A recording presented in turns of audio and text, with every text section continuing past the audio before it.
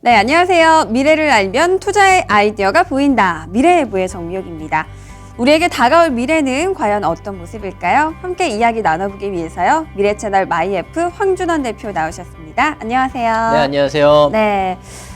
요즘 뭐 정말 나라 안팎으로 너무 떠들떠들 시끄러워가지고요. 네, 그렇죠. 네. 미친 것 같은 느낌도 들고 세상이.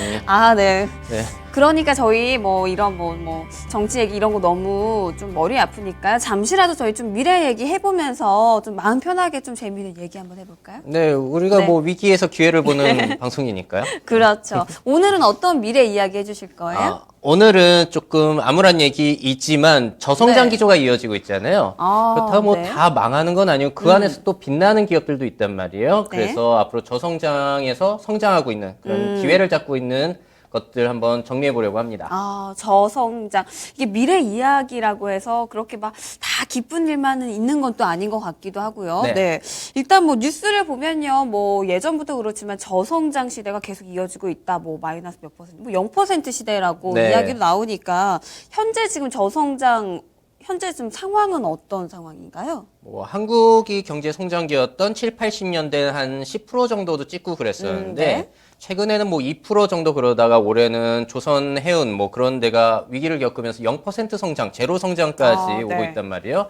회복이 된다고 하더라도 2%를 넘기기는 쉽지 않다라는 전망. 그러니까 앞으로는 경제 성장보다는 저성장에 맞춘 비즈니스라든지 생활 방식이 굉장히 중요하다라고 할 수 있겠고요. 네. 근데 한국만 이런 게 아니에요. 한국뿐만 아니라 선진국도 성장률이 떨어지죠. 그리고 신흥국들도 성장률이 떨어지는 추세를 보이고 있기 때문에 앞으로 이런 쪽에 초점을 맞추셔야 될 것 같고요. 그래서 이러한 시대를 새로운 정상이라 그래가지고 뉴 노멀 시대라고도 부릅니다. 네. 그래서 이 뉴 노멀 시대의 특징은 저성장이 기본이고요. 그리고 높은 실업률, 정부 부채가 높다라는 거, 규제 강화가 된다라는 거, 뭐 이런 것들이 새로운 정상 상태가 된다는 거예요. 그래서 우리가 미래에 대한 기회를 생각할 때 이 네. 저성장에 대한 부분은 상당히 주의를 해야겠고요.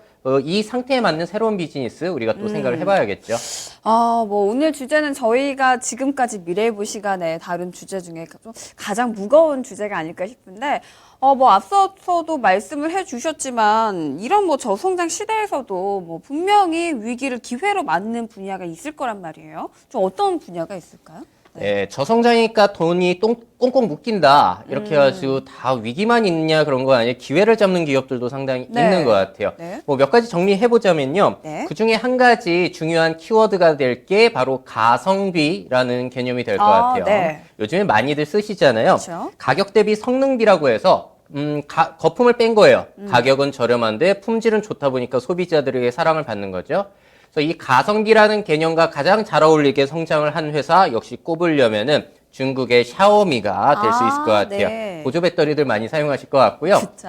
이제 가격은 절반 정도인데 품질은 거의 비싼 브랜드랑 비슷하다 보니까 중요한 점이 뭐냐면요. 가성비의 중요한 점은 지금 뭐 옛날에는 브랜드에 상당히 사람들이 많이 의존을 했었던 것 같아요. 브랜드의 그쵸. 평판, 뭐 나이키, 네. 삼성 뭐 이런 것들이요. 근데 최근 시대는 품질만 좋다라고 한다면은 사람들이 SNS라든지 블로그, 뭐 페이스북을 통해서 자기네들이 리뷰를 남기면서 그걸 공유하면서 입소문이 퍼진다는 거죠. 네. 그렇기 때문에 브랜드의 가치보다는 그 실제적인 물건이 얼마나 좋은지 이런 것들에 대한 중요성, 그 리뷰에 대한 중요성이 높아지고 있고요. 네. 그래서 대충 만들어가지고 광고 홍보비 이렇게 막 들이부어가지고 마케팅을 하기보다는 제품의 성능 자체가 마케팅이 되는 시대. 네. 이것이 바로 지금이고 앞으로도 이어질 것이라고 보는 게 낫겠죠. SNS는 계속해서 활발하게 이용이 될 거니까요. 네. 그리고 또 샤오미랑 비슷한 사례가 다이소의 성장 무시할 수 없을 것 같아요. 아마 많은 분들도 물건 사실 때 이용하실 텐데요. 저도 많이 다녀요. 네, 그렇죠. 저도 많이 이용해요. 네. 가격 1,000원, 2,000원인데 상당히 써보면 괜찮잖아요. 그러게요. 그래서 다이소가 1997년에 서울 천호동에 처음으로 문을 열었었다라고 해요. 그리고 그 다음부터 꾸준히 성장을 이어가가지고 지금은 약 전국에 1,100개 매장 정도 오픈을 하고 있다고 합니다. 뭐 다이소의 성장 배경에는 여러 가지가 있겠지만 그 중에서도 제일 중요한 거는 품질 경영이라고 해요. 네. 여러 가지를 고르고 골라서 그 중에서 좋은 물건을 싸게 판매하다 보니까 우리가 이렇게 또 믿고 살 수가 있는 거라고 할 수 있겠고요. 네. 또 그 밖에도 패션 쪽에서도 옛날엔 명품 그런 거 좀 인기 많았는데 요즘 막 명품 매장도 빠지잖아요, 백화점에서. 네. 대신에 SPA 브랜드 혹은 패스트 패션이라고도 부르는데 유니클로, 네. H&M, 자라와 같은 가격은 저렴하면서도 굉장히 패셔너블한 그런 브랜드들이 인기를 누리고 있습니다. 네. 뭐 가구 쪽에서도 이케아가 인기가 또 있잖아요. 자, 그러니까 과거에 뭐 비싸야 잘 팔린다 뭐 이런 얘기 있으면서 명품 효과도 있고 했지만 저성장이 지속이 되면서는 그렇게 거품이 끼어있고 비싼 브랜드들 쉽지 않을 것이다 라고 네. 예상해 볼 수 있겠죠. 저도 뭐 샤오미 그 보조 배터리도 사용을 해봤고 다이소도 종종 이용을 하는데 사실 가성비가 정말 괜찮아서 계속 가게 되더라고요. 그럼요. 네, 품질 그쵸? 자체가 제일 중요해진 시대가 된 것 같아요. 이제 품질이 중요하다. 네. 자, 그러면은 뭐 품질도 중요하겠고 또 가격이 일단 좀 저렴해야 된다는 거네요. 그럼 앞으로는 좀 저렴한 물건들이 좀 사람들이 많이 찾는 건가요? 그럼? 네, 이 가성비를 보실 때 정말 중요한 점이요. 무조건 싸다고 사람들이 사는 게 아니라는 거예요. 가성비라는 말 자체가 가격 대비 성능이 좋다라는 거잖아요. 가격 대비. 네, 그래서 이 부분 싼 게 비지떡이라고 해가지고 여전히 싸기만 하면 사람들의 외면을 받습니다. 왜냐면 이제 우리의 삶의 질이 꽤 향상이 됐잖아요. 네. 그러다 보니까 소비자들의 안목이 너무나 높아졌어요. 단순히 싸다고 팔리는 건 아니고요. 만약에 싸다고만 잘 된다라고 하면 김밥 천국 매출이 자꾸 올라오고 맥도날드 같은 데만 자꾸 매출이 좋아져야 되는데 그와 동시에 프리미엄 김밥 이런 것도 성장을 했었고요. 또 네. 수제 버거와 같은 것들도 성장을 한다라는 얘기예요. 네. 그래서 요즘 소비자들의 트렌드를 보자면요. 돈을 주고 이 물건을 살 가치가 있냐 없냐. 그러니까 가치 중심의 소비가 일어나고 있다라고 보시는 게 제일 정확한 표현이 될 것 같고요. 네. 또 이와 관련해서 또 나타난 개념이 있어요. 바로 작은 사치라는 개념이 되겠거든요. 아, 작은 사치 뭘까요? 사치하면 굉장히 비싼 것만 생각하시는데 조그만 것들, 조금 무리가 되지만 조그만 것들을 사시면서 만족을 하시는 거거든요. 네. 그러니까 저성장이다 보니까 소비 심리가 위축되는 건 맞아요. 그런데 우리가 늘 아껴 쓰고만 있으면 살 수가 없잖아요. 네. 아껴 쓰다가 이제 숨통을 한 번씩 튀어주는 개념이 바로 작은 사치 개념이 될 것 같아요. 네. 그래서 예를 들자면은 밥값은 좀 아끼면서도 꼭 하루에 한 잔씩 스타벅스라든지 그런 데서 커피 마셔야 되는 분들 계시죠? 네. 이것도 작은 사치의 한 예라고 할 수 있겠고요. 가끔은 백화점에서 프리미엄 디저트, 그럼 비싼 거 사드시는 거. 또 남성분들 같은 경우에는 이제 키덜트 문화라고 부르죠. 네. 어른들을 위한 장난감, 피규어라든지 드론 같은 것들 조금 비싼데 네. 그런 것들을 구매하시는 것도 작은 사치의 예라고 할 수가 있겠습니다. 어. 그러니까 중요한 거 앞으로는 싸다고 중요한 게 아니라 이 물건에 그리고 이 서비스에 내가 돈을 쓸 가치가 있냐 없냐. 그리고 또 중요한 건요. 앞으로는 그냥 물건을 소유하는 기쁨이 아니라 네. 거기에서 그 물건이나 서비스를 통해서 내가 어떤 경험을 할 수 있는가. 네. 그 경험 중심의 소비가 일어나고 있어서 유저 익스피리언스라고도 하는데 그 경험을 통한 소비의 중요시성, 이런 것도 한번 눈여겨보셔야 될 것 같아요. 네. 말씀해 주시다가 저도 갑자기 생각이 났는데 한 책에서 보니까요. 뭐 A급만 프리미엄 제품만 사는 게 아니라 B 플러스 제품들이 2017년에는 좀 트렌드가 될 것이다. 이런 내용도 있더라고요. 예. 말씀해 주신 것처럼 너무 고가의 제품보다는 B급이지만 조금 더 가성비 좋은 그러니까 이런 트렌드 상품들이 좀 앞으로 더 좀 많이 늘어나지 않을까 싶네요. 네. 그리고 또 한 가지 뭐 저성장 시대에 또 이렇게 위기를 기회로 맞을 수 있는 분야 또 어떤 게 있을까요? 네, 이번에 소개해드릴 개념은 공유경제. 미래 트렌드에서 빼놓을 수 없는 것이 바로 이 공유경제 사업이 될 것 같거든요. 네. 그러니까 지금 우리가 살아가는 시대에는 물건이 없어서 문제가 아니라 물건이 넘쳐나는데 그걸 사람들이 사지 않는다. 네. 그러니까 만성적인 공급 과잉 형상이 오히려 문제라고도 할 수가 있겠어요. 그렇기 때문에 앞으로 저성장 기조가 이어지면서 이제 물건 그만 만들고 있는 것들을 공유해서 쓰자. 그리고 그 안에서 비즈니스를 통해서 수익을 얻는 사업들이 성장을 하고 있죠. 그래서 가장 대표적인 회사를 꼽으라면은 미국의 차량 공유 업체 우버가 될 수 있을 것 같아요. 네. 네, 한국에서는 철수를 했지만 여전히 성장세 높고요. 우버의 시장 가치가요. 현대자동차를 뛰어넘는 80조 원이라고 합니다. 어마어마하네요. 굉장히 중요한 사실이에요. 자동차를 제조해서 판매하는 기업보다 있는 자동차를 공유해서 쓰는 그 사업을 지금 더욱더 가치가 높다라고 평가를 하고 있는 거니까 앞으로 차량 경제, 모바일 경제, 그 패러다임 자체가 바뀔 네. 수 있다는 점을 의미하게 되고요. 그 밖에도 뭐 에어비앤비처럼 자기의 공간을 대여하는 사업도 있고 관공서에서는 뭐 공구 같은 것들도 빌려주고 이런 사업들 성장하고 있습니다. 네. 국내에서는 대표적으로 차량 공유 업체 중에 쏘카의 성장이 아, 상당한 네. 것 같아요.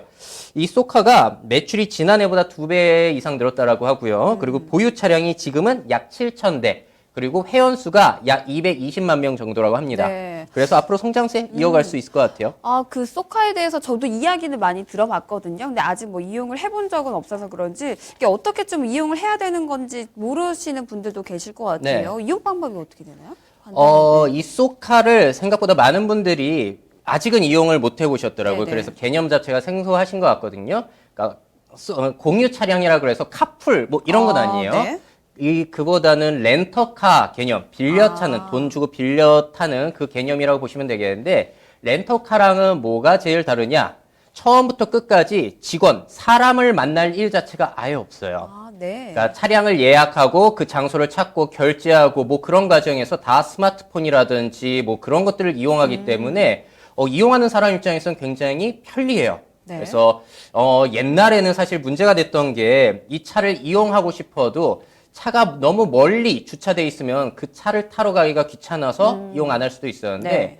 이게 몇 년 지나다 보니까 동네마다 쏘카가 배치되어 있더라고요. 그리고 주요 명소마다 배치가 되어 있다 보니까 굉장히 이용하기가 편리해졌고요. 그래서 만약에 이런 식으로 동네마다 그리고 네. 곳곳마다 촘촘하게 이 쏘카 공유 차량이 배치가 되게 된다면은 그리고 또 차를 돌려줄 필요도 없다. 그러니까 원래 있던 장소에 돌려줄 필요도 없다라는 상황까지 된다면은 앞으로 크게 보자면은 차량 판매 네. 감소 그리고 택시 산업의 위기까지도 볼 수 있을 것 같아요. 뭐 굳이 뭐 차를 렌트하기 위해서 멀리 갈 필요가 없고 동네에서 가까운 곳에서 렌트를 할 수가 있다면 정말 좀 편할 것 같다는 생각이 듭니다. 그러면 혹시 미래에는요, 이렇게 렌트를 하다 보면은 차를 구매할 필요가 없어질 것 같은데요? 네, 그것도 충분히 가능한 시나리오 중에 하나라고 볼 수 있겠고요. 미래 트렌드 중에 하나예요. 네. 앞으로 사람들이 차를 구매하지 않을 것이다. 뭐 물론 100% 그렇게 된다는 건 아니지만 근데 이게 설득력이 있는 것이요. 일단 저성장 시대이기 때문에 사람들의 소비 심리 자체가 위축이 됐잖아요. 네. 경제가 성장을 하게 된다면은 앞으로 미래에 대한 희망 그리고 계획을 세울 수가 있기 때문에 내 월급도 올라갈 수 있으니까 그렇게 됐을 때 카드 빚을 지면서 차라든지 집 같은 빚을 질 수가 있는 건데 앞으로 내 인생에서 돈 벌 확률이 좀 줄어들 것 같다라고 한다면 사람들이 큰맘 먹고 빚을 지기가 쉽지 않겠죠. 그쵸. 그러다 보니까 차 그리고 집 같은 고가의 제품을 사는 사람들은 앞으로 과연 늘어날 것인가 이런 회의적인 입장이 있는 거예요. 그러다 보니까 앞으로 집, 차 이런 것들을 공유해서 쓰는 개념이 미래 트렌드와는 좀 어울린다라고 보시면 될 것 같고요. 앞서서 우버 차량을 말씀드렸지만 지금 그것뿐만 아니라 제조업체에 있어요. GM이라든지 포드. 유명 제조업체들도 자기들이 직접 공유 서비스, 차량 공유 서비스를 하고 진행을 하고 있습니다. 그래요? 그러니까 제조업체 자체도 그러고 있는데 아직 현대, 기아 뭐 이런 데서는 진행을 안 하고 있거든요. 네. 근데 아마 이 트렌드를 거스를 수가 없기 때문에 조심스럽게 예상을 해보자면 현대, 기아에서도 공유 서비스를 어떻게든 참여를 할 것이다라고 예상을 해볼 수가 있을 것 같아요. 네. 그리고 또 한 가지 덧붙이자면요. 뭐 공유 경제 좋습니다. 뭐 돈도 많이 안 들고 있는 거 돌려 쓰자. 환경 오염도 줄일 수 있고 좋은데 네. 이렇게 성장을 하는 데는 또 한 가지 비결이 있어요. 뭘까요? 바로 첨단 IT 기술, ICT 기술을 도입을 했기 때문이거든요. 왜냐면 의도가 아무리 좋고 싸다고 하더라도 사람들이 불편하면 이용하지 않아요. 맞아요. 그런데 네. 지금은 스마트폰으로 쉽게 예약이랑 이용을 할 수 있고요. 쏘카도 가까이 가면 스마트폰으로 문을 열어요.